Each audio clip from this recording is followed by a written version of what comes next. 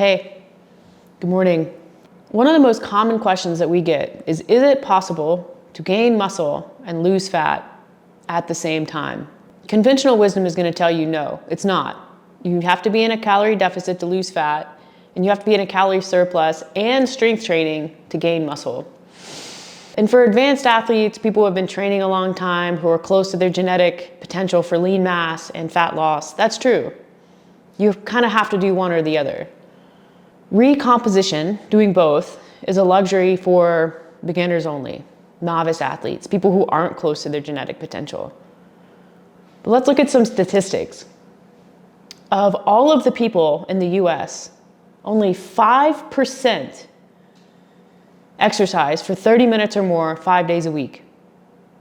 And of that 5%, an even smaller percentage is doing progressive strength training, the type of training designed to build muscle.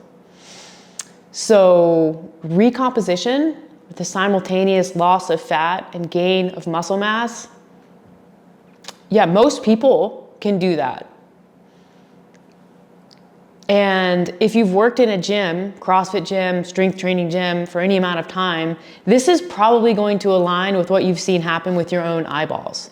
That is, like, members and clients improving their bodies in both directions at the same time. And if that wasn't enough, we now have science that backs this up.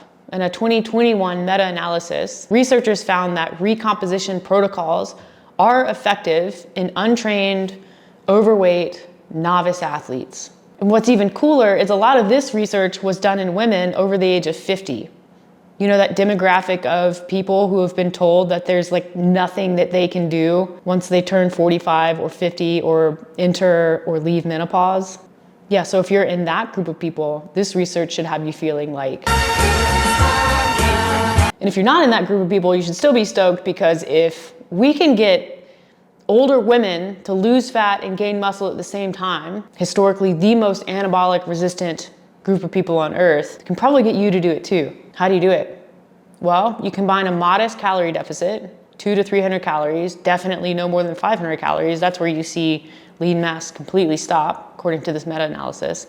You combine a moderate calorie deficit with an actual strength training program. 3 to 4 days of resistance training, not Zumba, not water aerobics, not pickleball, strength training.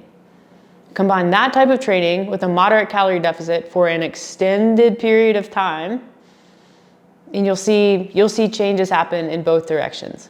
Like I said at the beginning of the video, this type of recomposition protocol really is only going to work in people who are relatively new to training and nowhere near their genetic potential.